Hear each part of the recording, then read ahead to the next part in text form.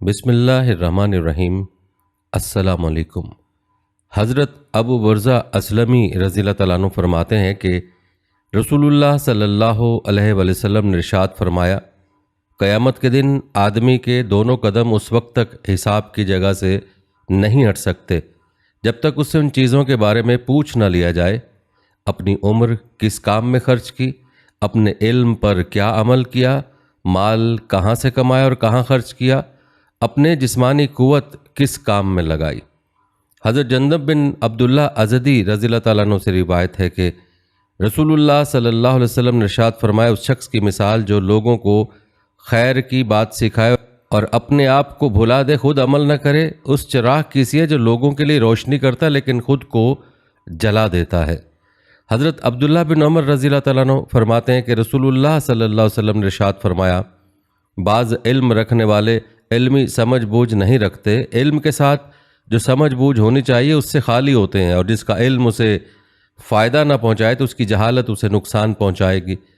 قرآن کریم کو تم حقیقت میں اس وقت تک پڑھنے والے شمار ہوگے جب تک کہ وہ قرآن تمہیں گناہوں اور برائیوں سے روکتا رہے، اور اگر وہ تمہیں نہ روکے تو تم اس کو حقیقت میں پڑھنے والے ہی نہیں۔ حضرت عبداللہ بن عباس رضی اللہ تعالیٰ عنہ رسول اللہ صلی اللہ علیہ وسلم کا ارشاد نقل کرتے ہیں کہ حضرت عیسیٰ علیہ السلام نے فرمایا، امور تین ہی قسم کے ہوتے ہیں، ایک تو وہ جس کا حق ہونا واضح ہو، اس کی پیروی کرو، دوسرا وہ جس کا غلط ہونا واضح ہو، اس سے بچو، تیسرا وہ جس کا حق ہونا یا غلط ہونا واضح نہ ہو، اس کو اس کے جاننے والے یعنی عالم سے پوچھو۔ حضرت ابن عباس رضی اللہ تعالیٰ عنہ سے روایت ہے کہ رسول اللہ صلی اللہ علیہ وسلم نے ارشاد فرمایا، میری طرف نسبت کر کے حدیث بیان کرنے میں احتیاط کرو، صرف اسی حدیث کو بیان کرو جس کا حدیث ہونا تمہیں معلوم ہو۔ جس شخص نے جان بوجھ کر میری طرف غلط حدیث منسوب کی، اسے اپنا ٹھکانہ دوزخ میں بنا لینا چاہیے۔ جس نے قرآن کریم کی تفسیر میں اپنی رائے سے کچھ کہا، اسے اپنا ٹھکانہ دوزخ میں بنا لینا چاہیے۔ حضرت جندب رضی اللہ تعالیٰ عنہ سے روایت ہے کہ رسول اللہ صلی اللہ علیہ وسلم نے ارشاد فرمایا، جس نے قرآن کریم کی تفسیر میں اپنی رائے سے کچھ کہا اور وہ حقیقت میں صحیح بھی ہو تب بھی اس نے غلطی کی۔ اللہ تعالیٰ نے اپنے رسول صلی اللہ علیہ وسلم سے ارشاد فرمایا، اور جب یہ لوگ اس کتاب کو سنتے ہیں جو رسول پر نازل ہوئی ہے تو آپ قرآن کریم کے تاثر سے ان کی آنکھوں کو آنسوؤں سے بہتا ہوا دیکھتے ہیں۔ اس کی وجہ یہ ہے کہ انہوں نے حق کو پہچان لیا۔ اللہ تعالیٰ نے اپنے رسول صلی اللہ علیہ وسلم سے ارشاد فرمایا، آپ میرے ان بندوں کو خوشخبری سنا دیجئے جو اس کلام الہی کو کان لگا کر سنتے ہیں، پھر اس کی اچھی باتوں پر عمل کرتے ہیں۔ یہی لوگ ہیں جن کو اللہ تعالیٰ نے ہدایت دی ہے اور یہی عقل والے ہیں۔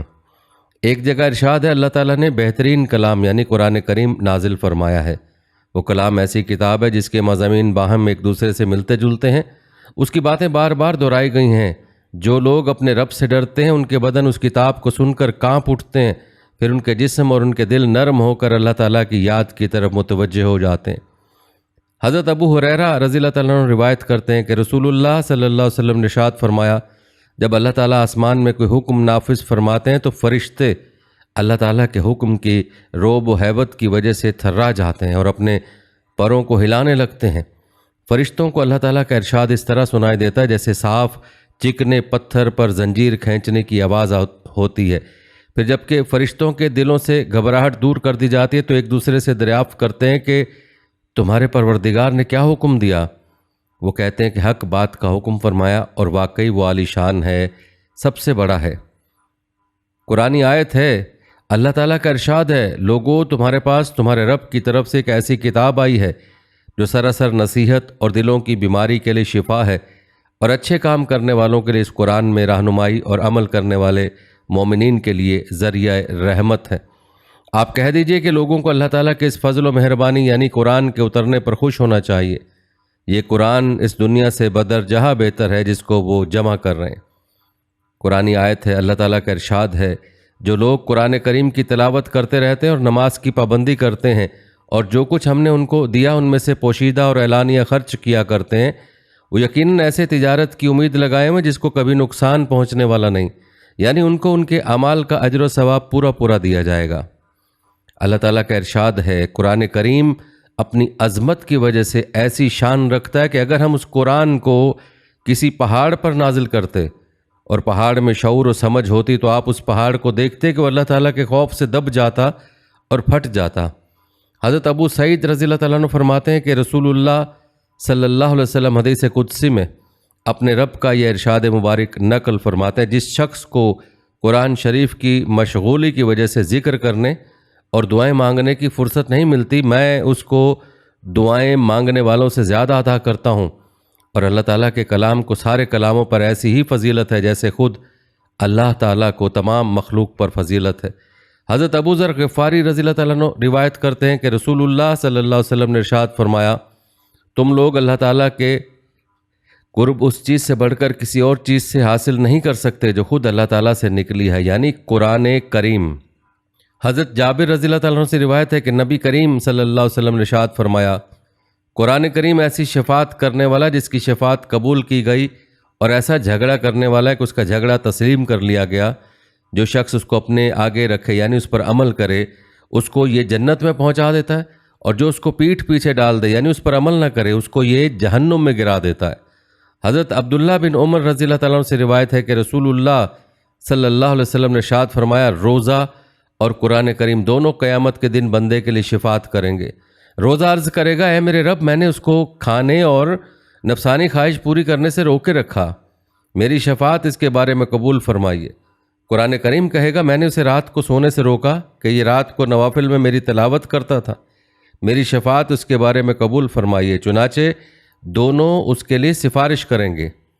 حضرت عمر رضی اللہ تعالیٰ عنہ فرماتے ہیں کہ نبی کریم صلی اللہ علیہ وسلم نے ارشاد فرمایا،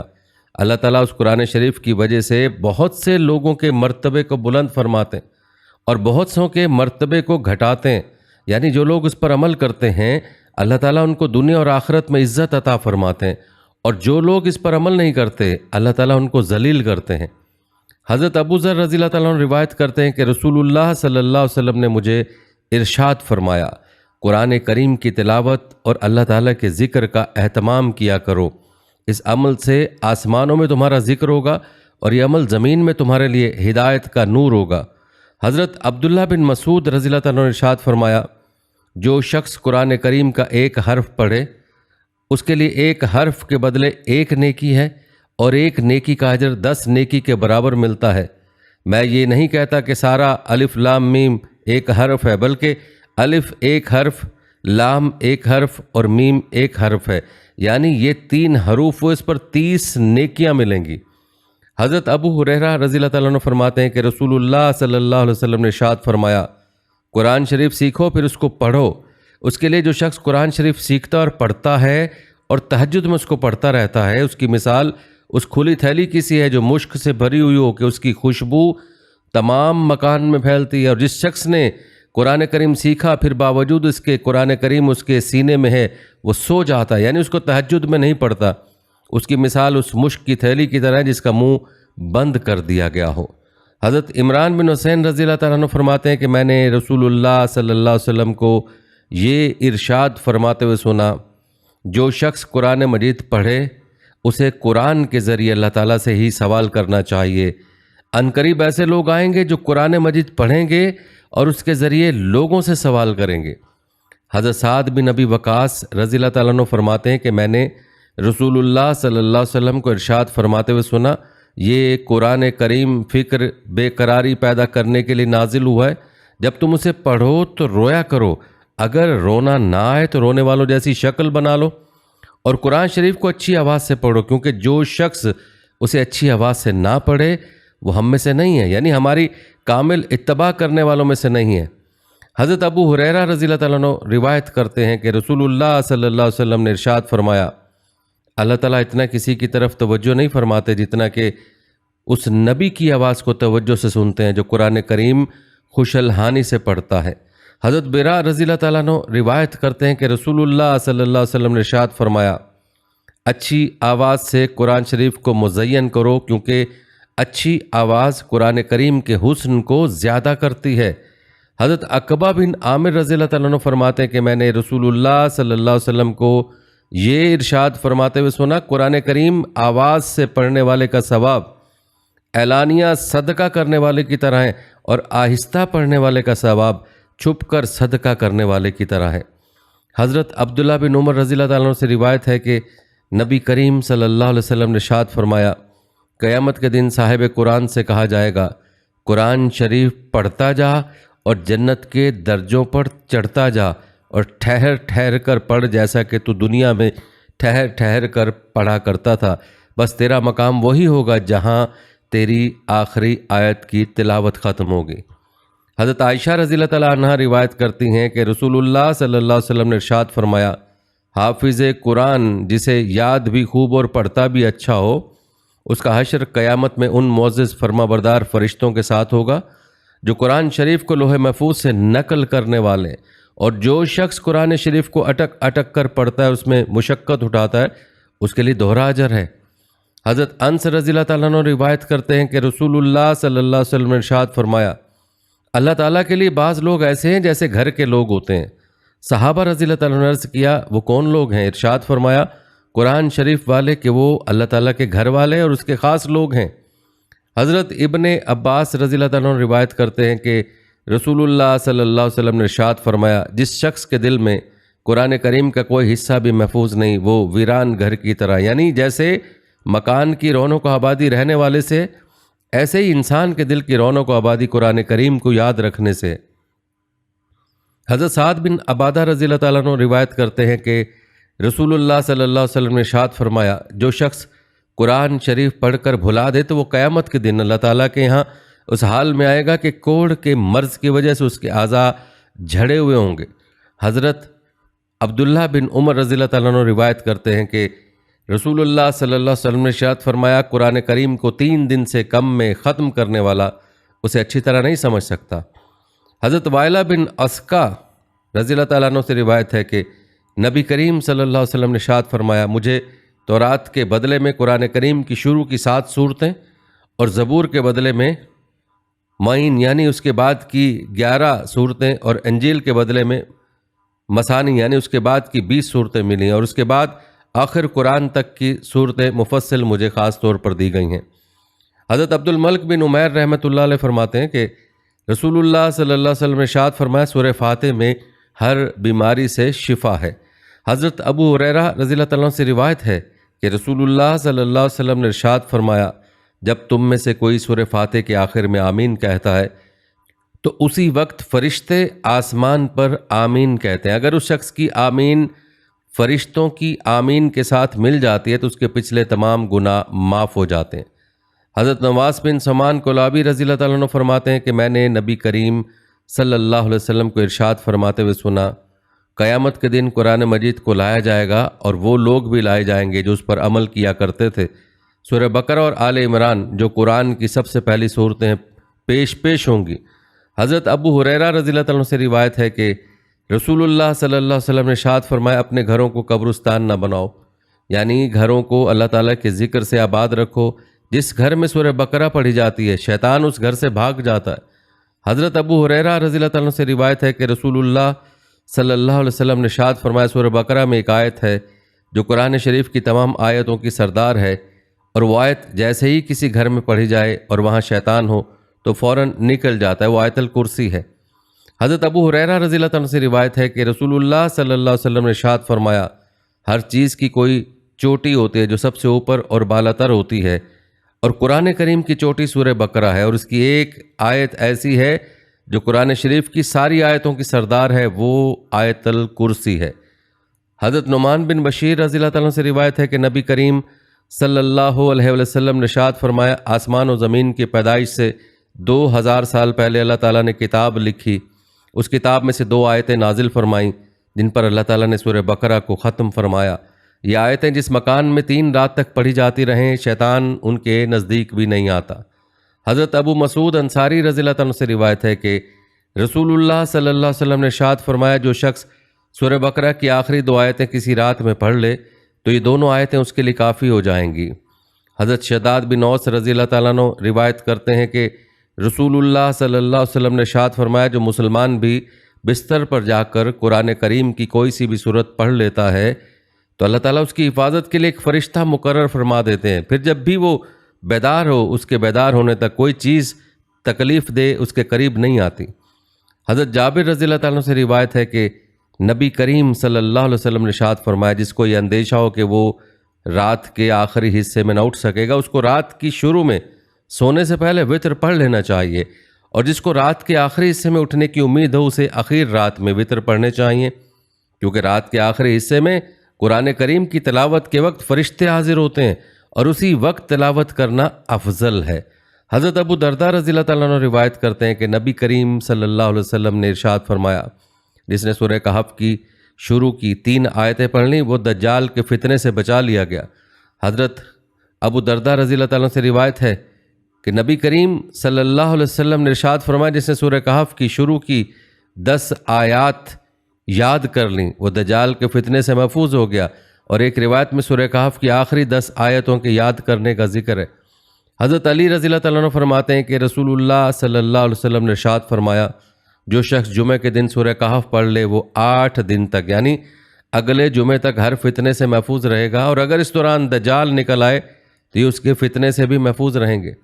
حضرت ابو سعید خدری رضی اللہ تعالیٰ عنہ روایت کرتے ہیں کہ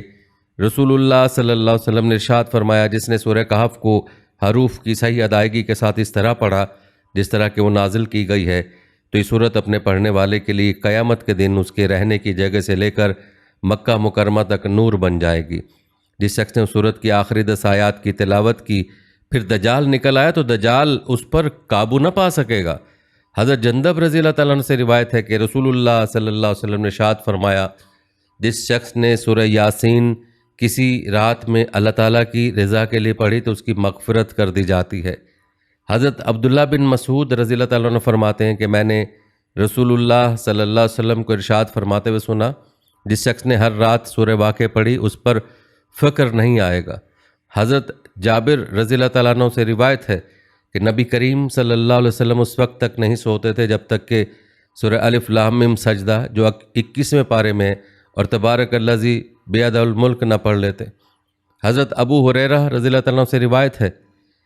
کہ رسول اللہ صلی اللہ علیہ وسلم نے ارشاد فرمایا، قرآن کریم میں ایک صورت 30 آیات کی ایسی ہے کہ وہ اپنے پڑھنے والے کی شفاعت کرتی رہتی یہاں تک کہ اس کی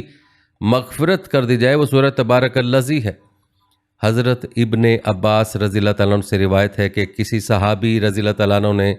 ایک قبر پر خیمہ لگا دیا، اس کو علم نہ تھا کہ وہاں قبر ہے۔ اچانک اس جگہ کسی کو سورہ تبارک الذی آخر تک پڑھتے ہوئے سنا۔ نبی کریم صلی اللہ علیہ وسلم سے آ کر عرض کیا کہ میں نے ایک جگہ خیمہ لگایا تھا،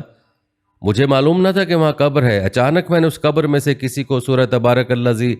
آخر تک پڑھتے ہوئے سنا۔ نبی کریم صلی اللہ علیہ وسلم نے ارشاد فرمایا، یہ صورت اللہ تعالیٰ کے عذاب سے روکنے والی ہے اور قبر کے عذاب سے نجات دلانے والی ہے۔ حضرت عبداللہ بن عمر رضی اللہ تعالیٰ عنہ سے روایت ہے کہ رسول اللہ صلی اللہ علیہ وسلم نے ارشاد فرمایا، جسے یہ شوق ہو کہ قیامت کے دن کا منظر گویا اپنی آنکھوں سے دیکھ لے تو اسے سورہ اذا شمس پڑھنی چاہیے، اس کے لیے ان صورتوں میں قیامت کا بیان ہے۔ حضرت ابن عباس رضی اللہ عنہ سے روایت ہے کہ رسول اللہ صلی اللہ علیہ وسلم نے ارشاد فرمایا، سورہ اذا زلزلت آدھے قرآن کے برابر، سورہ قل هو اللہ احد 1/3 قرآن کے برابر، اور سورہ قل یا ایھا الکافرون 1/4 قرآن کے برابر ہے۔ حضرت عبداللہ بن عمر رضی اللہ تعالیٰ عنہ سے روایت ہے کہ رسول اللہ صلی اللہ علیہ وسلم نے ارشاد فرمایا کہ تم میں سے کوئی اس بات کی طاقت نہیں رکھتا کہ روزانہ 1000 آیت قرآن شریف کی پڑھ لیا کرے۔ صحابہ رضی اللہ عنہ نے عرض کیا، کس میں یہ طاقت ہے کہ روزانہ 1000 آیتیں پڑھے؟ ارشاد فرمایا کہ تم میں کوئی اتنا نہیں کر سکتا کہ سورہ الحاقم التکاثر پڑھ لیا کرے، اس کا ثواب 1000 آیتوں کے برابر ہے۔ حضرت نوفل رضی اللہ تعالیٰ عنہ فرماتے ہیں کہ نبی کریم صلی اللہ علیہ وسلم نے مجھ سے ارشاد فرمایا، سورہ قل یا ایھا الکافرون پڑھنے کے بعد بغیر کسی سے بات کیے ہوئے سو جایا کرو، کیونکہ اس صورت میں شرک سے برت ہے۔ حضرت ابو درداء رضی اللہ تعالیٰ عنہ سے روایت ہے کہ نبی کریم صلی اللہ علیہ وسلم نے ارشاد فرمایا، کیا تم میں سے کوئی شخص اس بات سے عاجز ہے کہ ایک رات میں تہائی قرآن پڑھ لیا کرے؟ صحابہ رضی اللہ تعالیٰ نے عرض کیا، ایک رات میں تہائی قرآن کیسے کوئی پڑھ سکتا ہے؟ نبی کریم صلی اللہ علیہ وسلم نے ارشاد فرمایا، قل هو اللہ احد تہائی قرآن کے برابر ہے۔ حضرت معاذ بن انس جہنی رضی اللہ تعالیٰ عنہ سے روایت ہے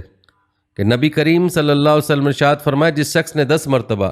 سورہ قل هو اللہ احد پڑھی، اللہ تعالیٰ جنت میں اس کے لیے ایک محل بنا دیں گے۔ حضرت عمر رضی اللہ تعالیٰ نے عرض کیا، یا رسول اللہ پھر تو میں بہت زیادہ پڑھا کروں گا۔ رسول اللہ صلی اللہ علیہ وسلم نے ارشاد فرمایا، اللہ تعالیٰ بھی بہت زیادہ اور بہت عمدہ ثواب دینے والے ہیں۔ حضرت عائشہ رضی اللہ تعالیٰ عنہ سے روایت ہے کہ رسول اللہ صلی اللہ علیہ وسلم کا معمول تھا کہ جب رات کو سونے کے لیے لیٹتے تو دونوں ہتھیلیوں کو ملاتے اور کل هو اللہ احد، کل اعوذ برب الفلق اور کل اعوذ برب الناس پڑھ کر ہتھیلیوں میں دم فرماتے، پھر جہاں تک آپ صلی اللہ علیہ وسلم کے ہاتھ مبارک پہنچ سکتے ان کو جسم مبارک پر پھیرتے، پہلے سر اور چہرے اور جسم کے سامنے کے حصے پر پھیرتے، یہ عمل 3 مرتبہ فرماتے۔ حضرت عقبہ بن عامر رضی اللہ تعالیٰ عنہ سے روایت ہے کہ رسول اللہ صلی اللہ علیہ وسلم نے مجھ سے ارشاد فرمایا، اے عقبہ بن عامر، تم اللہ تعالیٰ کے نزدیک سورہ قل اعوذ برب الفلق سے زیادہ محبوب اور اس سے زیادہ جلد قبول ہونے والی اور کوئی صورت نہیں پڑھ سکتے، لہذا جب تک تم میں سے ہو سکے اس کو نماز میں پڑھنا مت چھوڑو۔ حضرت عقبہ بن عامر رضی اللہ تعالیٰ عنہ سے روایت ہے کہ رسول اللہ صلی اللہ علیہ وسلم نے ارشاد فرمایا، کیا تمہیں معلوم نہیں ہے کہ آج رات جو آیت مجھ پر نازل کی گئی وہ ایسی بے مثال ہے کہ ان جیسی آیات دیکھنے میں نہیں آئیں؟ وہ سورہ قل اعوذ برب الفلق اور سورہ قل اعوذ برب الناس ہے۔ اللہ تعالیٰ نے اپنے رسول صلی اللہ علیہ وسلم سے ارشاد فرمایا، اور آپ اپنے رب کے نام کو یاد کرتے رہا کیجئے اور ہر طرف سے لا تعلق ہو کر انہی کی طرف متوجہ رہیے۔ اللہ تعالیٰ نے اپنے رسول صلی اللہ علیہ وسلم سے ارشاد فرمایا، اور صبح و شام اپنے رب کو دل ہی دل میں عاجزی، خوف اور پست آواز سے قرآن کریم پڑھ کر یا تسبیح کرتے ہوئے یاد کرتے رہیے اور غافل نہ رہیے۔ اللہ تعالیٰ نے اپنے رسول صلی اللہ علیہ وسلم سے ارشاد فرمایا، اور آپ اس زبردست رحم کرنے والے پر بھروسہ رکھیے جو آپ کو اس وقت بھی دیکھتا ہے جب آپ تہجد کی نماز کے لیے کھڑے ہوتے ہیں، اور اس وقت بھی آپ کے اٹھنے بیٹھنے کو دیکھتا ہے جب آپ نمازیوں میں ہوتے ہیں، بے شک وہی خوب سننے والا، جاننے والا ہے۔ ایک اور جگہ ارشاد ہے، جو اللہ تعالیٰ کی یاد سے غافل ہوتا ہے تو ہم اس پر ایک شیطان مسلط کر دیتے ہیں، پھر ہر وقت وہ اس کے ساتھ رہتا ہے۔ ایک جگہ ارشاد ہے، بے شک اللہ تعالیٰ اور اس کے فرشتے نبی پر رحمت بھیجتے ہیں، ایمان والو تم بھی ان پر درود بھیجا کرو اور خوب سلام بھیجا کرو۔ یعنی اللہ تعالیٰ اپنی خاص رحمت سے اپنے نبی کو نوازتے ہیں، اس خاص رحمت کے بھیجنے کے لیے فرشتے اللہ تعالیٰ سے دعا کیا کرتے ہیں، لہٰذا مسلمانوں تم بھی رسول اللہ صلی اللہ علیہ وسلم کے لیے خاص رحمت کے نازل ہونے کی دعا کیا کرو اور آپ پر کثرت سے سلام بھیجا کرو۔ اللہ تعالیٰ کا ارشاد ہے، تقوی والوں کی صفات میں سے یہ ہے کہ وہ لوگ جب کھلم کھلا کوئی بے حیائی کا کام کر بیٹھتے ہیں یا اور کوئی بری حرکت کر کے خاص اپنی ذات کو نقصان پہنچاتے ہیں تو اسی لمحے اللہ تعالیٰ کی عظمت و عذاب کو یاد کر لیتے ہیں، پھر اپنے گناہوں کی معافی چاہنے لگتے ہیں، اور بات بھی یہ ہے کہ سوائے اللہ تعالیٰ کے کون گناہوں کو معاف کر سکتا ہے، اور برے کام پر وہ اڑتے نہیں، اور وہ یقین رکھتے ہیں کہ توبہ سے گناہ معاف ہو جاتے ہیں۔ یہی وہ لوگ ہیں جن کا بدلہ ان کے رب کی جانب سے بخشش اور ایسے باغ ہیں جن کے نیچے نہریں بہہ رہی ہیں، یہ لوگ ان باغوں میں ہمیشہ رہیں گے، اور کام کرنے والوں کی کیسی اچھی مزدوری ہے۔ حضرت جابر بن عبداللہ رضی اللہ تعالیٰ عنہ نے نبی کریم صلی اللہ علیہ وسلم کا ارشاد نقل کیا ہے کہ اللہ تعالیٰ کے ذکر سے بڑھ کر کسی آدمی کا کوئی عمل عذاب سے نجات دلانے والا نہیں ہے۔ عرض کیا کہ اللہ تعالیٰ کے راستے میں جہاد بھی نہیں؟ آپ صلی اللہ علیہ وسلم نے ارشاد فرمایا، جہاد بھی اللہ تعالیٰ کے عذاب سے بچانے میں اللہ تعالیٰ کے ذکر سے بڑھ کر نہیں، مگر یہ کہ کوئی ایسی بہادری سے جہاد کرے کہ تلوار چلاتے چلاتے ٹوٹ جائے، پھر تو یہ عمل بھی ذکر کی طرح عذاب سے بچانے والا ہو سکتا ہے۔ حضرت ابو ہریرہ رضی اللہ تعالیٰ عنہ روایت کرتے ہیں کہ نبی کریم صلی اللہ علیہ وسلم حدیث قدسی میں اپنے رب کا ارشاد نقل کرتے ہیں، جب میرا بندہ مجھے یاد کرتا ہے اور اس کے ہونٹ میری یاد میں ہلتے رہتے ہیں تو میں اس کے ساتھ ہوتا ہوں۔ حضرت عبداللہ بن بصر رضی اللہ تعالیٰ عنہ سے روایت ہے کہ ایک صحابی نے عرض کیا، یا رسول اللہ صلی اللہ علیہ وسلم، احکام تو شریعت کے بہت سے ہیں جن پر عمل تو ضروری ہے، لیکن مجھے کوئی ایسا عمل بتا دیجئے جس کو میں اپنا معمول بنا لوں۔ آپ صلی اللہ علیہ وسلم نے ارشاد فرمایا، تمہاری زبان اللہ تعالیٰ کے ذکر سے ہر وقت تر رہے۔ حضرت معاذ بن جبل رضی اللہ تعالیٰ عنہ فرماتے ہیں، میری آخری گفتگو جو رسول اللہ صلی اللہ علیہ وسلم سے جدائی کے وقت ہوئی وہ یہ تھی کہ میں نے پوچھا، تمام اعمال میں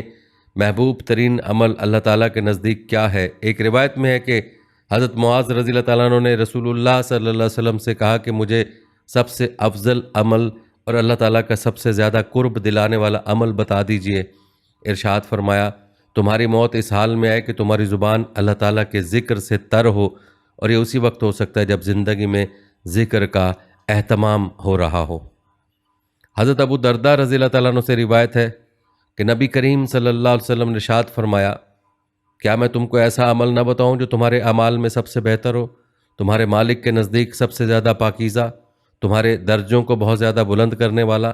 سونے چاندی کو اللہ تعالیٰ کے راستے میں خرچ کرنے سے بھی بہتر، اور جہاد میں تم دشمنوں کو قتل کرو وہ تم کو قتل کریں اس سے بھی بڑھا ہوا ہو۔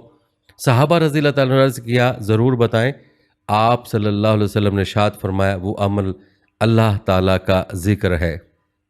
حضرت ابن عباس رضی اللہ تعالیٰ عنہ سے روایت ہے کہ نبی کریم صلی اللہ علیہ وسلم نے ارشاد فرمایا 4 چیزیں ایسی ہیں جس کو مل گئی اس کو دنیا و آخرت کی ہر خیر مل گئی: شکر کرنے والا دل، ذکر کرنے والی زبان، مشقتوں پر صبر کرنے والا بدن، اور ایسی بیوی جو نہ اپنے نفس میں خیانت کرے یعنی پاک دامن رہے اور نہ شوہر کے مال میں خیانت کرے۔ حضرت ابو درداء رضی اللہ تعالیٰ عنہ روایت کرتے ہیں کہ رسول اللہ صلی اللہ علیہ وسلم نے ارشاد فرمایا اللہ تعالیٰ کی طرف سے روزانہ دن رات بندوں پر احسان اور صدقہ ہوتا رہتا ہے، لیکن کوئی ایسا احسان کسی بندے پر اس سے بڑھ کر نہیں کہ اس کو اللہ تعالیٰ اپنے ذکر کی توفیق نصیب فرما دے۔ حضرت حنظلہ اسیدی رضی اللہ تعالیٰ عنہ روایت کرتے ہیں کہ رسول اللہ صلی اللہ علیہ وسلم نے ارشاد فرمایا قسم ہے اس ذات کی جس کے قبضے میں میری جان ہے،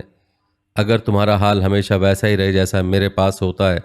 اور تم ہر وقت اللہ تعالیٰ کے ذکر میں مشغول رہو تو فرشتے تمہارے بستروں پر اور تمہارے راستوں میں تم سے مصافحہ کرنے لگیں۔ لیکن حنظلہ بات یہ ہے کہ یہ کیفیت کبھی کبھی ہوتی ہے۔ آپ صلی اللہ علیہ وسلم نے یہ بات 3 مرتبہ ارشاد فرمائی، یعنی انسان کی ایک ہی کیفیت ہر وقت نہیں رہتی بلکہ حالات کے اعتبار سے بدلتی رہتی ہے۔ حضرت معاذ بن جبل رضی اللہ تعالیٰ عنہ روایت کرتے ہیں کہ رسول اللہ صلی اللہ علیہ وسلم نے ارشاد فرمایا جنت والوں کو جنت میں جانے کے بعد دنیا کی کسی چیز کا افسوس نہیں ہوگا سوائے اس گھڑی کے جو دنیا میں اللہ تعالیٰ کے ذکر کے بغیر گزاری ہوگی۔ حضرت سہل بن حنیف رضی اللہ تعالیٰ عنہ روایت کرتے ہیں کہ نبی کریم صلی اللہ علیہ وسلم نے ارشاد فرمایا مجلسوں کا حق ادا کیا کرو، اس میں سے ایک یہ ہے کہ اللہ تعالیٰ کا ذکر ان میں کثرت سے کرو۔ حضرت عقبہ بن عامر رضی اللہ تعالیٰ عنہ روایت کرتے ہیں کہ رسول اللہ صلی اللہ علیہ وسلم نے ارشاد فرمایا جو سوار اپنے سفر میں دنیاوی باتوں سے دل ہٹا کر اللہ تعالیٰ اور اس کے ذکر کی طرف دھیان رکھتا ہے تو فرشتہ اس کے ساتھ رہتا ہے، اور جو شخص بیہودہ اشعار یا کسی اور کام میں لگا رہتا ہے تو شیطان اس کے ساتھ رہتا ہے۔ حضرت ابو موسیٰ رضی اللہ تعالیٰ عنہ روایت کرتے ہیں کہ نبی کریم صلی اللہ علیہ وسلم نے ارشاد فرمایا جو شخص اللہ تعالیٰ کا ذکر کرتا ہے اور جو ذکر نہیں کرتا ان دونوں کی مثال زندہ اور مردے کی طرح ہے، ذکر کرنے والا زندہ اور ذکر نہ کرنے والا مردہ ہے۔ ایک روایت میں یہ بھی ہے کہ اس گھر کی مثال جس میں اللہ تعالیٰ کا ذکر کیا جاتا ہو زندہ شخص کی طرح، یعنی وہ آباد ہے، اور جس میں اللہ تعالیٰ کا ذکر نہ ہوتا ہو وہ مردہ شخص کی طرح یعنی ویران ہے۔ حضرت ابو ہریرہ رضی اللہ تعالیٰ عنہ سے روایت ہے کہ رسول اللہ صلی اللہ علیہ وسلم نے ارشاد فرمایا مفرد لوگ بہت آگے بڑھ گئے۔ صحابہ رضی اللہ تعالیٰ عنہ نے عرض کیا یا رسول اللہ مفرد لوگ کون ہیں؟ ارشاد فرمایا اللہ تعالیٰ کے ذکر میں مر مٹنے والے، ذکر ان کے بوجھوں کو ہلکا کر دے گا چنانچہ وہ قیامت کے دن ہلکے پھلکے آئیں گے۔ حضرت ابو موسیٰ رضی اللہ تعالیٰ عنہ روایت کرتے ہیں کہ رسول اللہ صلی اللہ علیہ وسلم نے ارشاد فرمایا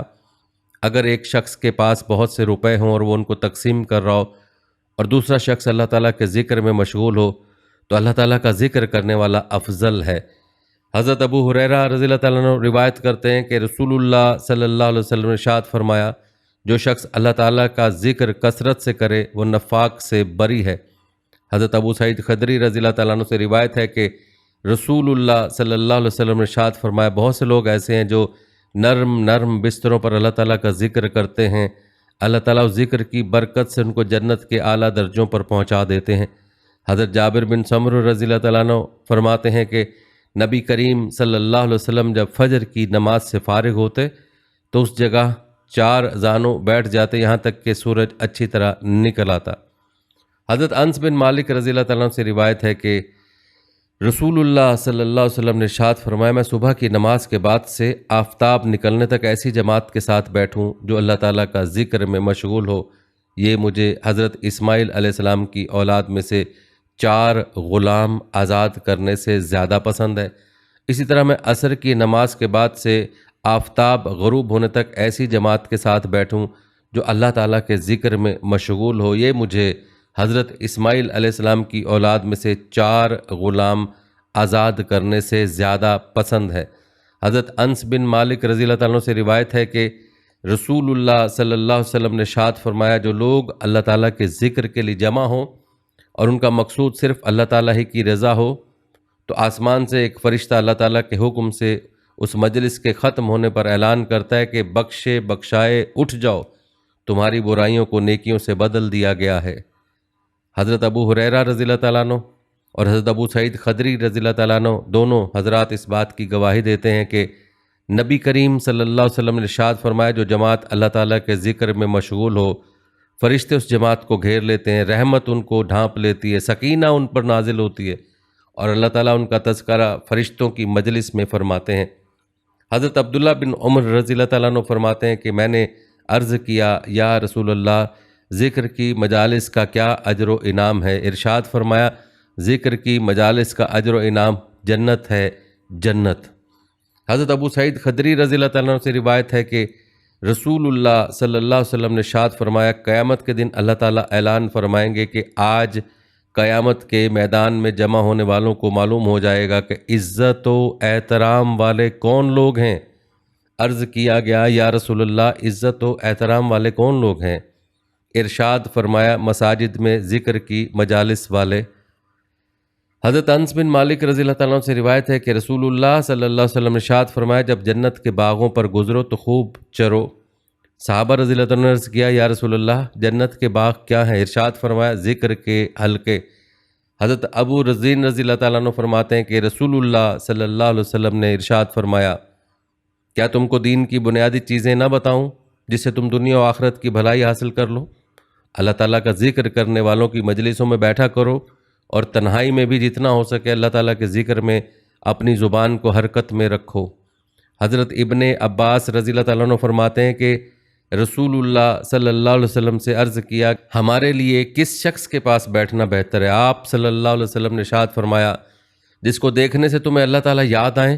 جس کی بات سے تمہارے عمل میں ترقی ہو، اور جس کے عمل سے تمہیں آخرت یاد آ جائے۔ حضرت انس بن مالک رضی اللہ تعالیٰ عنہ سے روایت ہے کہ نبی کریم صلی اللہ علیہ وسلم نے ارشاد فرمایا، جو شخص اللہ تعالیٰ کا ذکر کرے اور اللہ تعالیٰ کے خوف سے اس کی آنکھوں سے کچھ آنسو زمین پر گر پڑے تو قیامت کے دن اللہ تعالیٰ اسے عذاب نہیں دیں گے۔ حضرت ابو امامہ رضی اللہ تعالیٰ عنہ سے روایت ہے کہ نبی کریم صلی اللہ علیہ وسلم نے ارشاد فرمایا، اللہ تعالیٰ کو 2 قطرے اور 2 نشانوں سے زیادہ کوئی چیز محبوب نہیں، ایک آنسو کا قطرہ جو اللہ تعالیٰ کے خوف سے نکلے، دوسرا خون کا قطرہ جو اللہ تعالیٰ کے راستے میں بہہ جائے، اور 2 نشانوں میں ایک اللہ تعالیٰ کے راستے کا کوئی نشان جیسے زخم یا غبار یا اللہ تعالیٰ کے راستے میں چلنے کا نشان، اور ایک وہ نشان جو اللہ تعالیٰ کے کسی فریضے کی ادائیگی میں پڑ گیا ہو، جیسے سجدہ یا سفر حج وغیرہ کا کوئی نشان۔ حضرت ابو ہریرہ رضی اللہ تعالیٰ عنہ سے روایت ہے کہ نبی کریم صلی اللہ علیہ وسلم نے ارشاد فرمایا، جو لوگ کسی مجلس میں بیٹھے اور اس میں نہ اللہ تعالیٰ کا ذکر کریں اور نہ اپنے نبی پر درود بھیجیں تو مجلس ان کے لیے قیامت کے دن خسارے کا سبب ہوگی۔ اب یہ اللہ تعالیٰ کو اختیار ہے، چاہے ان کو عذاب دیں، چاہے معاف فرما دیں۔ حضرت ابو ہریرہ رضی اللہ تعالیٰ عنہ سے روایت ہے کہ رسول اللہ صلی اللہ علیہ وسلم نے ارشاد فرمایا، جو شخص کسی جگہ بیٹھے اور اس میں اللہ تعالیٰ کا ذکر نہ کرے تو مجلس اس کے لیے نقصان دہ ہوگی، اور جو شخص لیٹنے کے وقت اللہ تعالیٰ کا ذکر نہ کرے تو یہ لیٹنا بھی اس کے لیے نقصان دہ ہوگا۔ حضرت ابو ہریرہ رضی اللہ تعالیٰ عنہ روایت کرتے ہیں کہ نبی کریم صلی اللہ علیہ وسلم نے ارشاد فرمایا، جو لوگ کسی مجلس میں بیٹھیں جس میں نہ اللہ تعالیٰ کا ذکر کریں اور نہ نبی کریم صلی اللہ علیہ وسلم پر درود بھیجیں تو ان کو قیامت کے دن ذکر اور درود شریف کے ثواب کو دیکھتے ہوئے اس مجلس پر افسوس ہوگا، اگرچہ وہ لوگ اپنی نیکیوں کی وجہ سے جنت میں داخل بھی ہو جائیں۔ حضرت ابو ہریرہ رضی اللہ تعالیٰ عنہ روایت کرتے ہیں کہ رسول اللہ صلی اللہ علیہ وسلم نے ارشاد فرمایا، جو لوگ کسی ایسی مجلس سے اٹھتے ہیں جس میں اللہ تعالیٰ کا ذکر نہیں کرتے تو گویا وہ بدبودار مردہ گدھے کے پاس سے اٹھیں، اور یہ مجلس ان کے لیے قیامت کے دن افسوس کا ذریعہ ہوگی۔ حضرت سعد رضی اللہ تعالیٰ عنہ فرماتے ہیں کہ ہم رسول اللہ صلی اللہ علیہ وسلم کی خدمت میں بیٹھے ہوئے تھے۔ آپ صلی اللہ علیہ وسلم نے ارشاد فرمایا کہ تم میں سے کوئی شخص ہر روز 1000 نیکیاں کمانے سے عاجز ہے؟ آپ صلی اللہ علیہ وسلم کے پاس بیٹھے ہوئے لوگوں میں سے ایک نے سوال کیا، ہم میں سے کوئی آدمی 1000 نیکیاں کس طرح کما سکتا ہے؟ آپ صلی اللہ علیہ وسلم نے ارشاد فرمایا، سبحان اللہ 100 مرتبہ پڑھے اس کے لیے 1000 نیکیاں لکھ دی جائیں گی اور اس کے 1000 گناہ معاف کر دیے جائیں گے۔ حضرت نعمان بن بشیر رضی اللہ تعالیٰ عنہ سے روایت کہ رسول اللہ صلی اللہ علیہ وسلم نے ارشاد فرمایا، جن چیزوں سے تم اللہ تعالیٰ کی بڑائی بیان کرتے ان میں سے سبحان اللہ، لا الہ الا اللہ، الحمدللہ، یہ کلمات عرش کے چاروں طرف گھومتے ہیں، ان کی آواز شہد کی مکھیوں کی بھنبھناہٹ کی طرح ہوتی ہے۔ اس طرح یہ کلمات اپنے پڑھنے والے کا اللہ تعالیٰ کی بارگاہ میں تذکرہ کرتے ہیں۔ کیا تم یہ نہیں چاہتے کہ اللہ تعالیٰ کی بارگاہ میں کوئی تمہارا ہمیشہ تذکرہ کرتا رہے؟ حضرت یسیرہ رضی اللہ تعالیٰ عنہ روایت کرتی ہیں کہ رسول اللہ صلی اللہ علیہ وسلم نے ہم سے ارشاد فرمایا، اپنے اوپر تسبیح سبحان اللہ کہنا، تحلیل لا الہ الا اللہ کہنا اور تقدس اللہ تعالیٰ کی پاکی بیان کرنا، مثلا سبحان اللہ المالک القدوس کہنا لازم کر لو اور انگلیوں پر گنا کرو، اس لیے کہ انگلیوں سے سوال کیا جائے گا کہ ان سے کیا عمل کیے، اور جواب کے لیے بولنے کی طاقت دی جائے گی۔ اللہ تعالیٰ کے ذکر سے غفلت نہ کرنا ورنہ تم اپنے آپ کو اللہ تعالیٰ کی رحمت سے محروم کر لو گی۔ حضرت عبداللہ بن عمر رضی اللہ تعالیٰ عنہ روایت کرتے ہیں کہ رسول اللہ صلی اللہ علیہ وسلم نے ارشاد فرمایا، جو شخص سبحان اللہ و بحمدہ پڑھتا ہے اس کے لیے جنت میں ایک کھجور کا درخت لگا دیا جاتا ہے۔ حضرت ابو ذر رضی اللہ تعالیٰ عنہ سے روایت ہے کہ رسول اللہ صلی اللہ علیہ وسلم سے دریافت کیا گیا، افضل کلام کون سا ہے؟ آپ صلی اللہ علیہ وسلم نے ارشاد فرمایا، افضل کلام وہ ہے جس کو اللہ تعالیٰ نے اپنے فرشتوں یا اپنے بندوں کے لیے پسند فرمایا ہے، وہ سبحان اللہ و بحمدہ ہے۔ حضرت ابو ہریرہ رضی اللہ تعالیٰ عنہ فرماتے ہیں کہ رسول اللہ صلی اللہ علیہ وسلم نے ارشاد فرمایا، 2 کلمے ایسے ہیں جو اللہ تعالیٰ کو بہت محبوب، زبان پر بہت ہلکے اور ترازو میں بہت وزنی ہیں، وہ کلمات سبحان اللہ و بحمدہ سبحان اللہ العظیم ہیں۔ حضرت ابن عباس رضی اللہ تعالیٰ عنہ روایت کرتے ہیں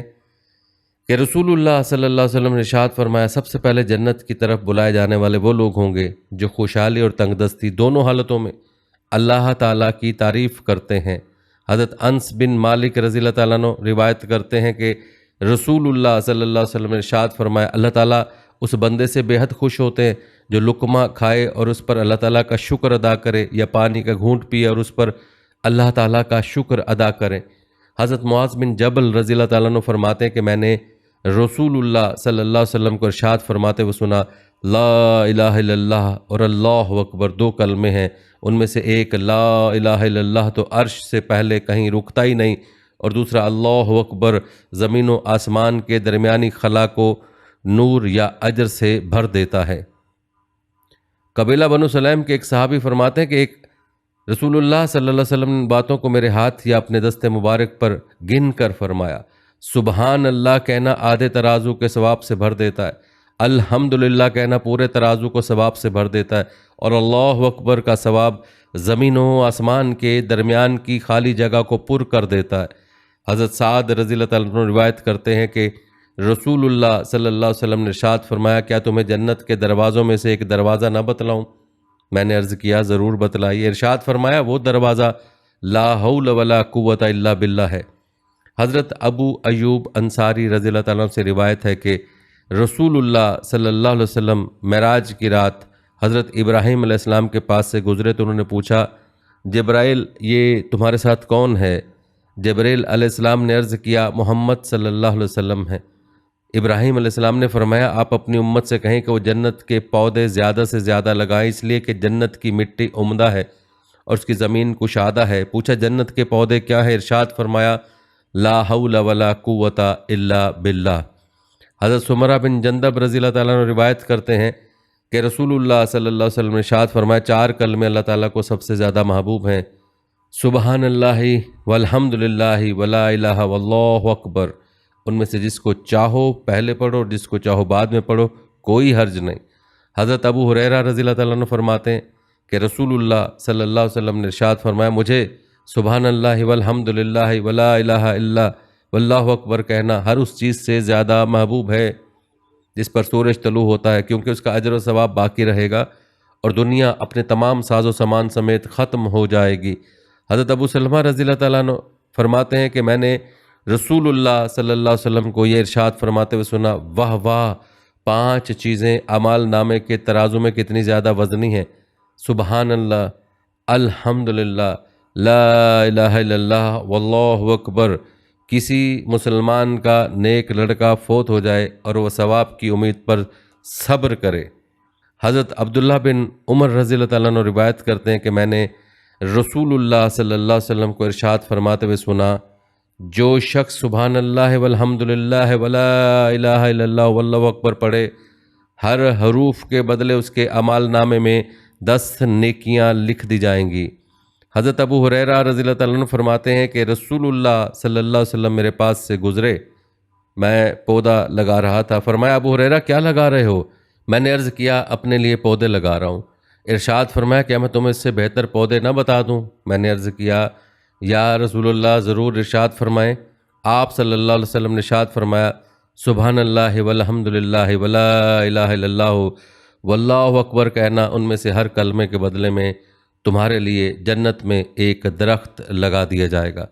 حضرت انس رضی اللہ تعالیٰ عنہ روایت کرتے ہیں کہ رسول اللہ صلی اللہ علیہ وسلم نے ارشاد فرمایا، سبحان اللہ والحمدللہ ولا الہ الا اللہ واللہ اکبر کہنے کی وجہ سے گناہ ایسے جھڑتے ہیں جیسے سردی میں درخت کے پتے جھڑتے ہیں۔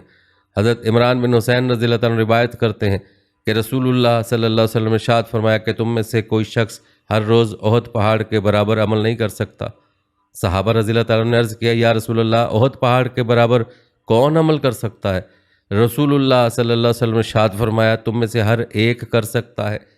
صحابہ رضی اللہ تعالیٰ عنہ نے عرض کیا، یا رسول اللہ، وہ کون سا عمل ہے؟ ارشاد فرمایا،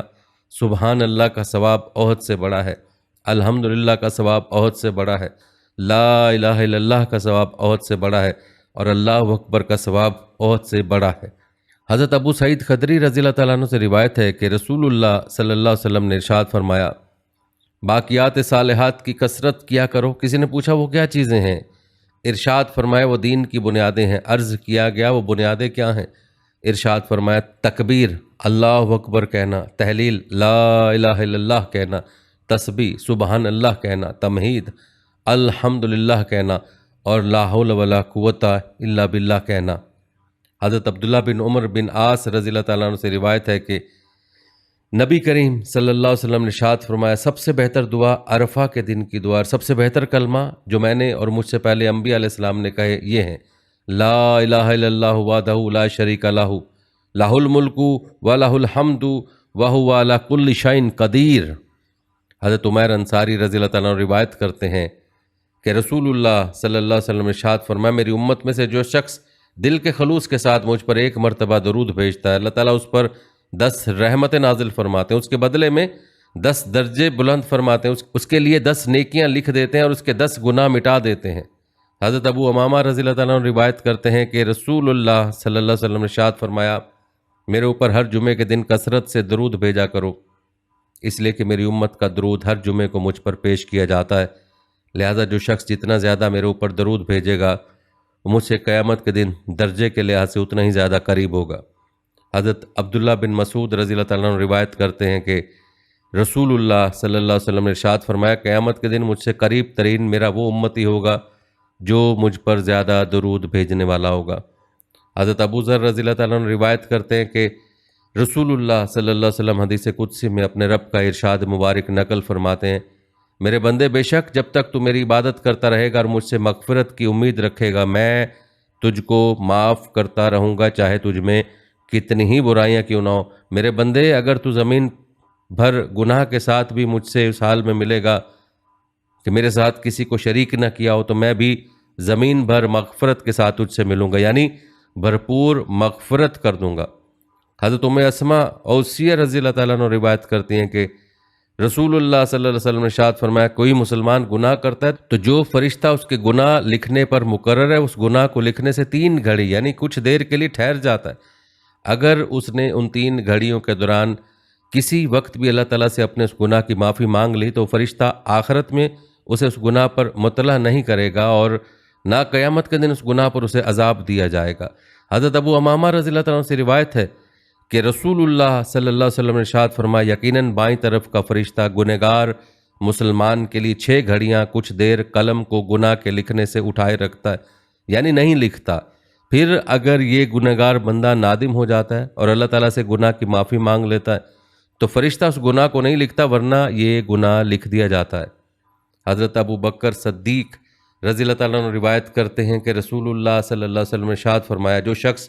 استغفار کرتا رہتا ہے وہ گناہ پر اڑنے والا شمار نہیں ہوتا، اگرچہ دن میں 70 مرتبہ گناہ کرے۔ حضرت ابن عباس رضی اللہ تعالیٰ عنہ روایت کرتے ہیں کہ رسول اللہ صلی اللہ علیہ وسلم نے ارشاد فرمایا، جو شخص پابندی سے استغفار کرتا رہتا ہے اللہ تعالیٰ اس کے لیے ہر تنگی سے نکلنے کا راستہ بنا دیتے ہیں، ہر غم سے اسے نجات عطا فرماتے ہیں اور اسے ایسی جگہ سے روزی عطا فرماتے ہیں جہاں سے اس کو گمان بھی نہیں ہوتا۔ حضرت زبیر رضی اللہ تعالیٰ عنہ سے روایت ہے کہ رسول اللہ صلی اللہ علیہ وسلم نے ارشاد فرمایا، جو شخص یہ چاہے کہ قیامت کا دن اس کا نامہ اعمال اس کو خوش کر دے تو اسے کثرت کے ساتھ استغفار کرتے رہنا چاہیے۔ حضرت عبداللہ بن بصر رضی اللہ تعالیٰ عنہ فرماتے ہیں کہ نبی کریم صلی اللہ علیہ وسلم نے ارشاد فرمایا، خوشخبری ہے اس شخص کے لیے جو اپنے اعمال نامے میں قیامت کے دن زیادہ استغفار پائے۔ حضرت عبادہ بن صامت رضی اللہ تعالیٰ عنہ سے روایت ہے کہ میں نے رسول اللہ صلی اللہ علیہ وسلم کو ارشاد فرماتے ہوئے سنا، جو شخص مومن مردوں اور مومن عورتوں کے لیے استغفار کرے اللہ تعالیٰ اس کے لیے ہر مومن مرد اور ہر مومن عورت کے بدلے ایک نیکی لکھ دیتے ہیں۔ حضرت ابو موسیٰ رضی اللہ تعالیٰ عنہ سے روایت ہے کہ نبی کریم صلی اللہ علیہ وسلم نے ارشاد فرمایا، اللہ تعالیٰ رات بھر اپنی رحمت کا ہاتھ بڑھائے رکھتے ہیں تاکہ دن کا گنہگار رات کو توبہ کر لے، اور دن بھر اپنی رحمت کا ہاتھ بڑھائے رکھتے ہیں تاکہ رات کا گنہگار دن میں توبہ کر لے، اور یہ سلسلہ جاری رہے گا یہاں تک کہ سورج مغرب سے نکلے، اس کے بعد توبہ قبول نہیں ہوگی۔ حضرت صفوان بن اسال رضی اللہ تعالیٰ عنہ نبی کریم صلی اللہ علیہ وسلم سے روایت کرتے ہیں کہ اللہ تعالیٰ نے مغرب کی جانب ایک دروازہ توبہ کے لیے بنایا ہے، اس کی لمبائی کا تو کیا پوچھنا، اس کی چوڑائی 70 سال کی مسافت کے برابر ہے، اور جو کبھی بند نہیں ہوتا یہاں تک کہ سورج مغرب کی طرف سے نکلے۔ اس وقت قیامت قریب ہوگی اور توبہ کا دروازہ بند کر دیا جائے گا۔ حضرت عبداللہ بن عمر رضی اللہ تعالیٰ عنہ سے روایت ہے کہ نبی کریم صلی اللہ علیہ وسلم نے ارشاد فرمایا، اللہ تعالیٰ بندے کی توبہ اس وقت تک قبول نہیں فرماتے جب تک غرغرہ یعنی نزا کی کیفیت شروع نہ ہو جائے۔ حضرت عبداللہ بن عمر رضی اللہ تعالیٰ عنہ سے روایت ہے کہ رسول اللہ صلی اللہ علیہ وسلم نے ارشاد فرمایا، جو شخص اپنی موت سے 1 سال پہلے توبہ کر لے، بلکہ مہینہ، ہفتہ، 1 دن، 1 گھڑی اور اونٹنی کا دودھ 1 مرتبہ دھونے کے بعد دوسری مرتبہ دھونے تک کا جو تھوڑا سا درمیانی وقفہ ہے، موت سے اتنی دیر پہلے تک بھی توبہ کر لے تو قبول ہو جاتی ہے۔ اللہ تعالیٰ آپ سب کو اپنی حفظ و امان میں رکھے، آمین۔